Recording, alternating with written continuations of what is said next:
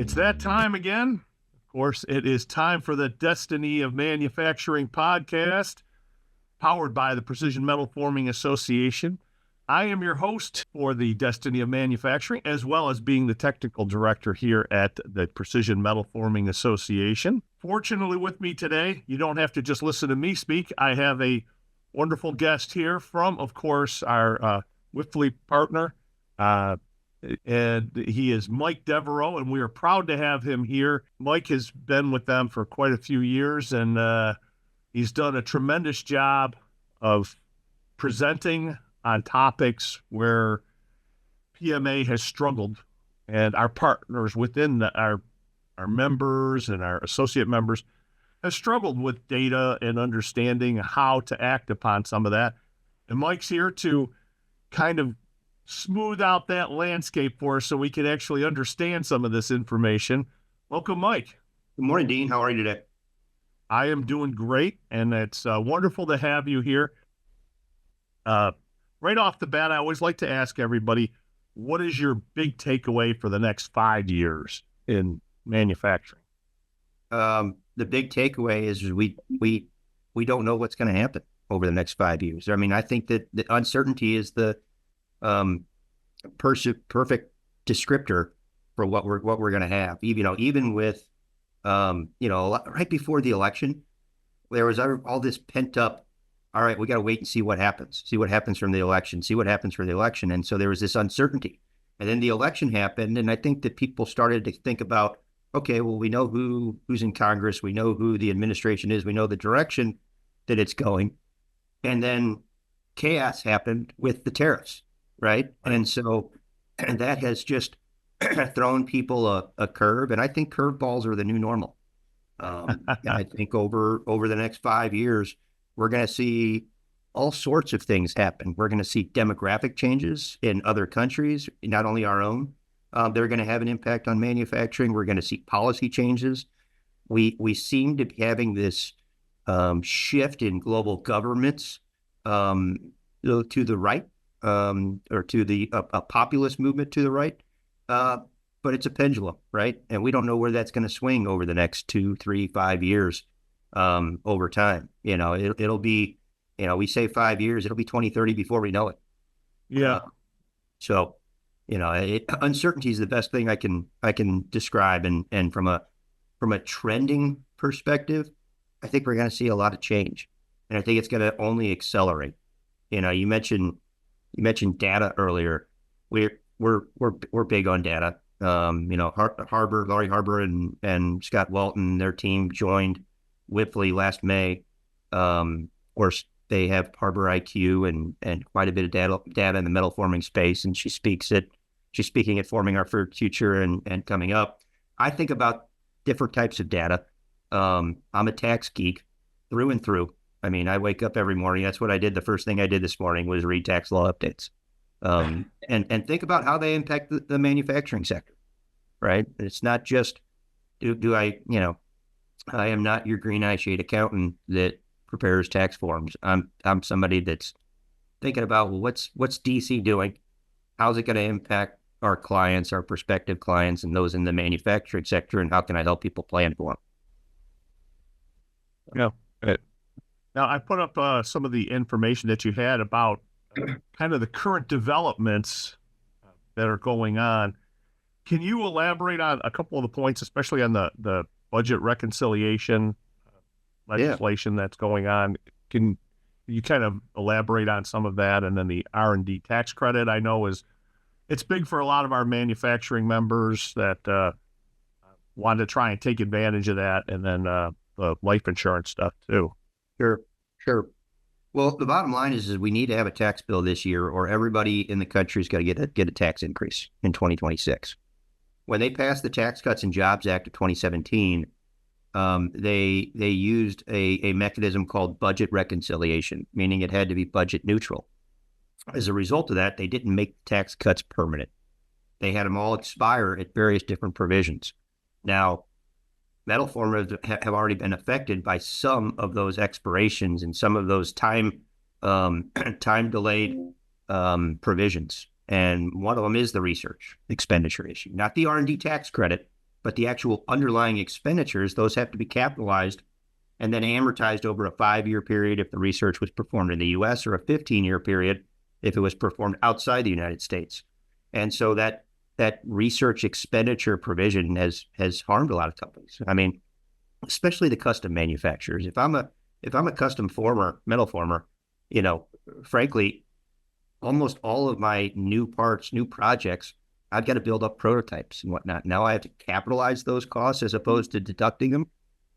We've been able to deduct research expenditures in this country since 1954. That was the year my dad was born. We've been able to deduct those expenditures for a long period of time, and that was the norm. And then it got, in 2022, it really hit this big tax increase for a lot of metal formers.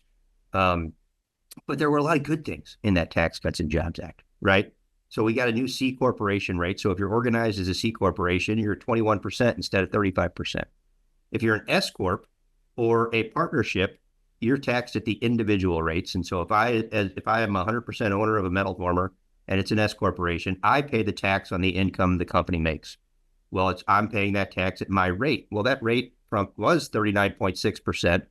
They brought it down to 37%, but then they have this flow-through deduction equal to 20% of my taxable income.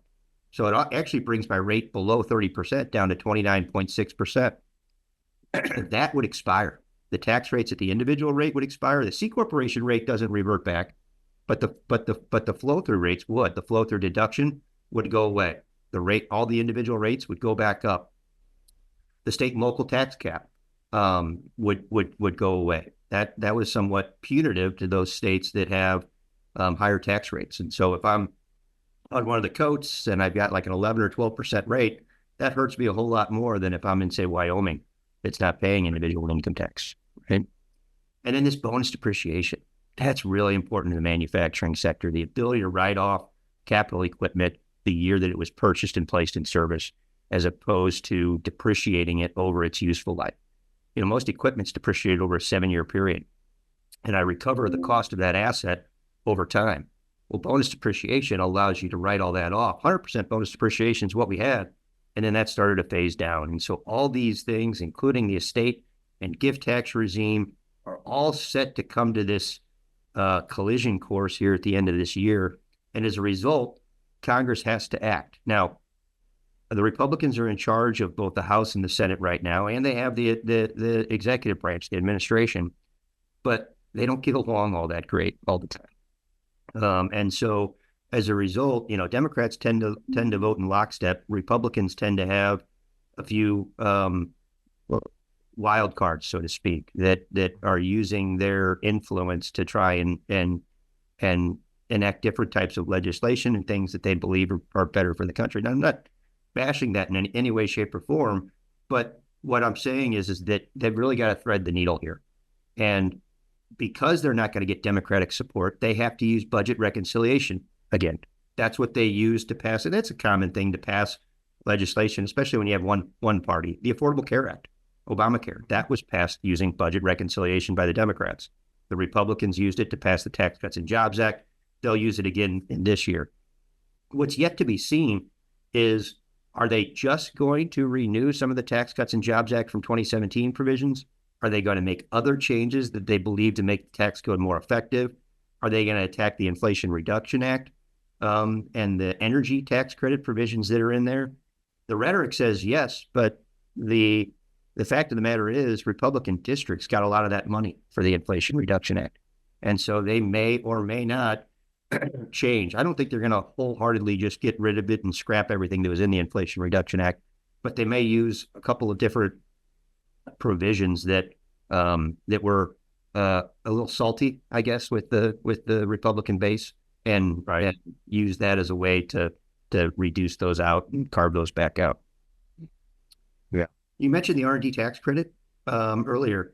That's where I learned manufacturing. Actually, is helping companies understand how they were developing and improving their products and process. I spent almost 20 years of my career helping companies claim the R&D tax credit.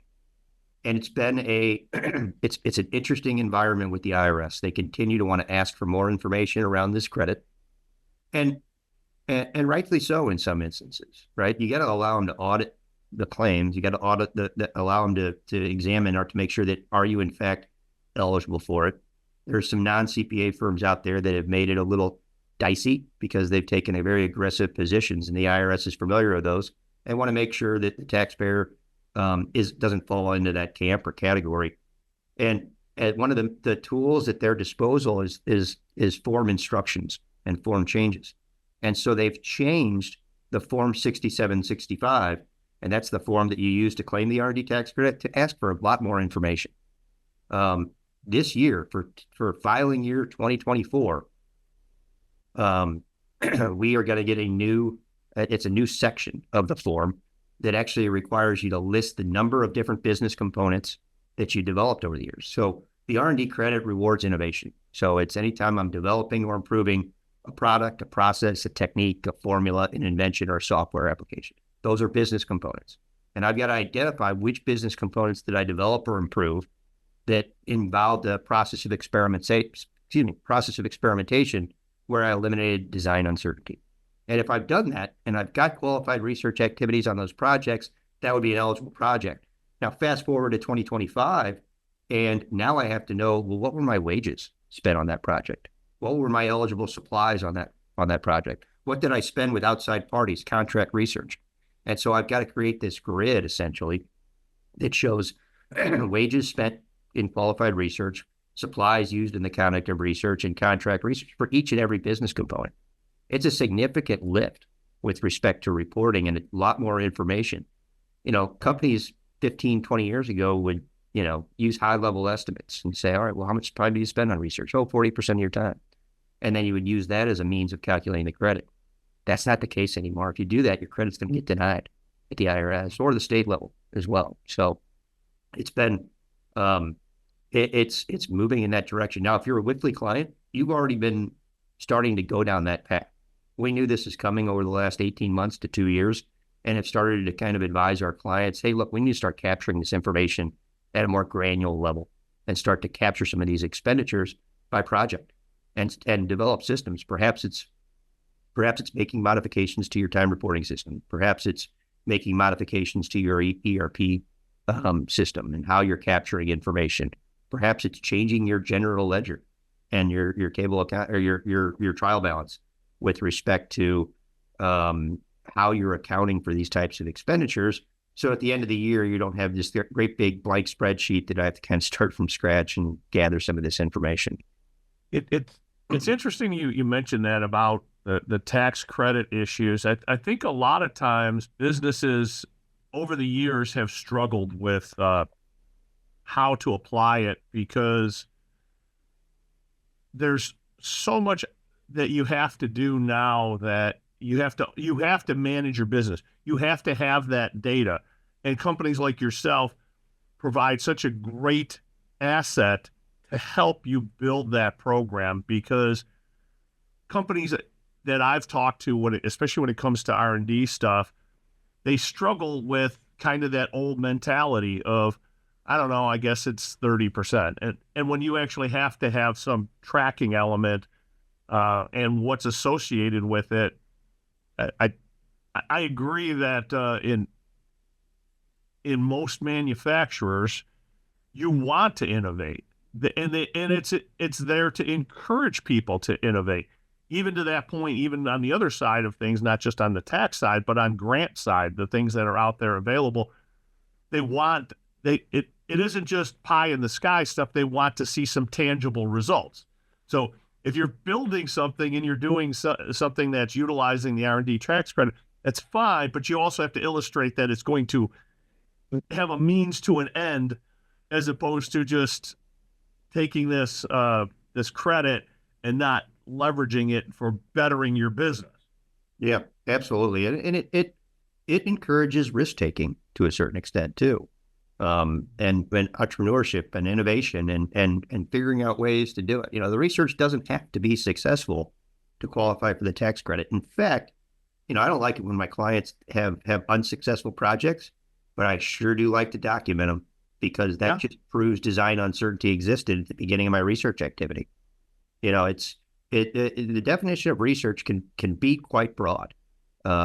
It's all cost incident to the development of a product, and products can be defined as processes, like I mentioned earlier, and new manufacturing techniques, automation that people are implementing. Those are all things that can qualify for this tax credit, and the dollars get pretty significant.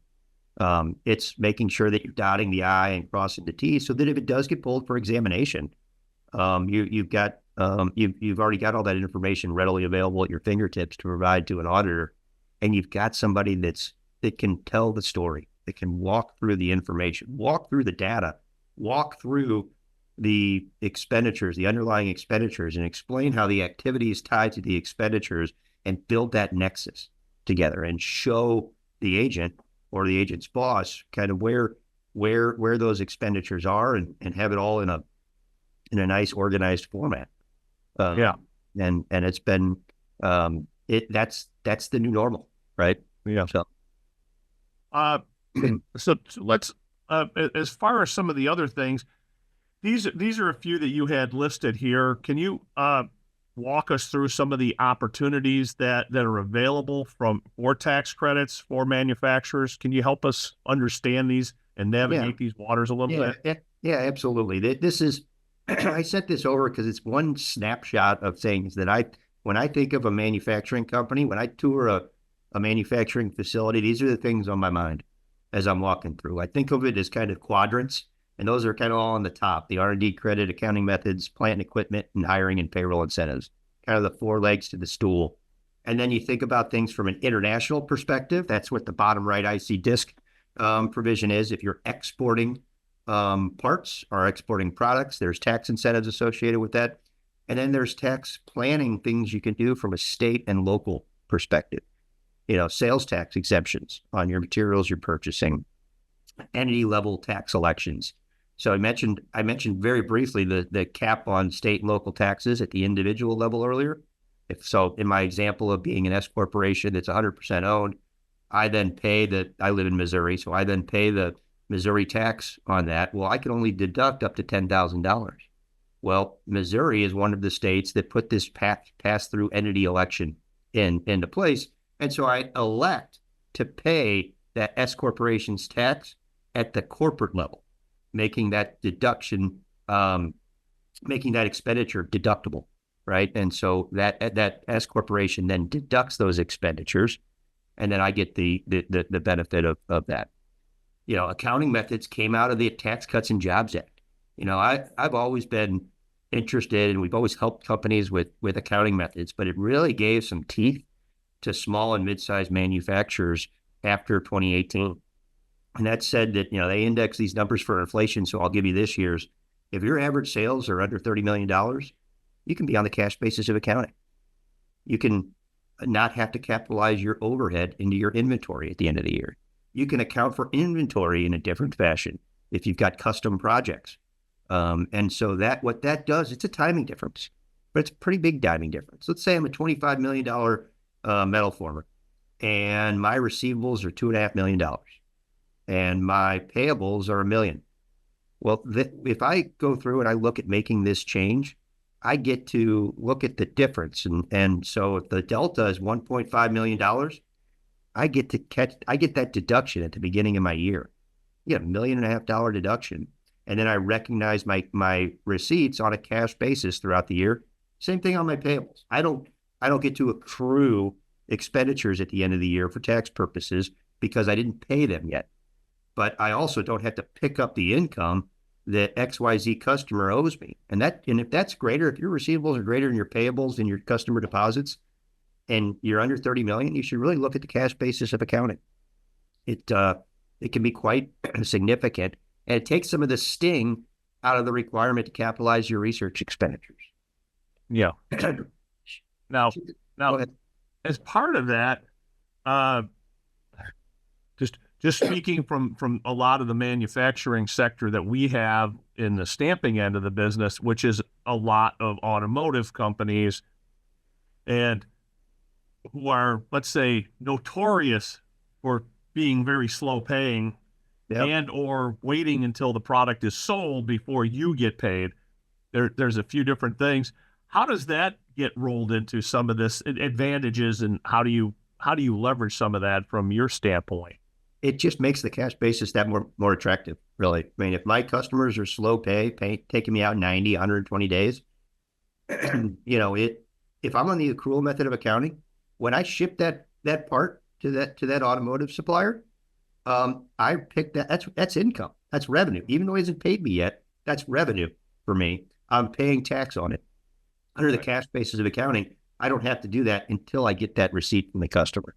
Now, I'm losing the ability to accrue payables, accrue payroll, and stuff like that. But those dollar amounts, in my experience, tend to be much, much smaller than the receivables to the automotive customer or aerospace and defense or whatever the case is. Automotive tends to be notorious and has that reputation. DOD doesn't play all that quickly either sometimes. So. Oh no, good point.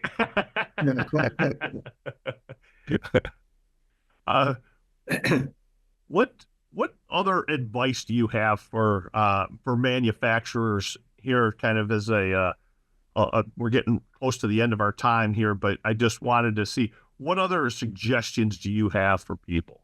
It's really having an understanding of the manufacturing operations and how does that impact your tax liabilities? Because most people dismiss tax savings and tax related planning and whatnot. But, I tell people it's a third of life. I mean, it's a third of everything. If I make $1 million, I'm paying a third of that approximately. Right. And so it's a significant expenditure. And to I always say, have somebody that really understands the manufacturing operations. One of the things that I like to say is there's tax savings in your plant and equipment. I walk through a plant and I see overhead cranes. I see reinforced concrete because of the vibration of the machine. Well, that's actually part of the machine. I can deduct that when I put it in service if it's eligible for bonus depreciation, not depreciated over a 39-year life. And so having that understanding of what is in that plant and how do I account for those can have a really big impact on cash flow of the organization. And so I always make that recommendation is to really get your arms around the operations themselves and how does that have an impact on those tax liabilities. Right. We really appreciate you and everything that you do for our industry. You're a tremendous partner and a great asset to us. So we want to thank you guys for everything that you do. Wipfli, it's phenomenal. Tell me a little bit as a final closing, why are you involved with the PMA? I love North American manufacturing, frankly. And PMA is a wonderful organization that helps advance that. And if I can be part of that, I want to be. I enjoy sharing information. I enjoy teaching. I enjoy speaking. And if I can educate the masses more, and then that makes them more competitive in a global manufacturing environment, that's my aim. That's what I'm after. Tremendous. How can people reach you, Mike? My cell phone's the best way to reach me, actually, and I could certainly rattle that off. It's 314-406-8773. But Wipfli's website has my cell phone, my email, all of those things. Feel free to reach out. I'm happy to have a conversation. Would love to come out and visit manufacturing plants. It's behind public speaking. It's my second favorite thing to do is walk through a plant and smell the oil and understand and try to get an understanding of the operations and see where I can be helpful. Absolutely. And you are. I mean, you guys do a tremendous job for all of the members that have ever spoken to me about what you guys do and how you've helped their business. Everybody has nothing but great things to say about you. So I want to thank you for that. Thanks for hearing that, Dean. Thank you for being here and being on the Destiny of Manufacturing podcast. Everybody, make it a great day. I appreciate you, Dean. Appreciate everyone. Thank you.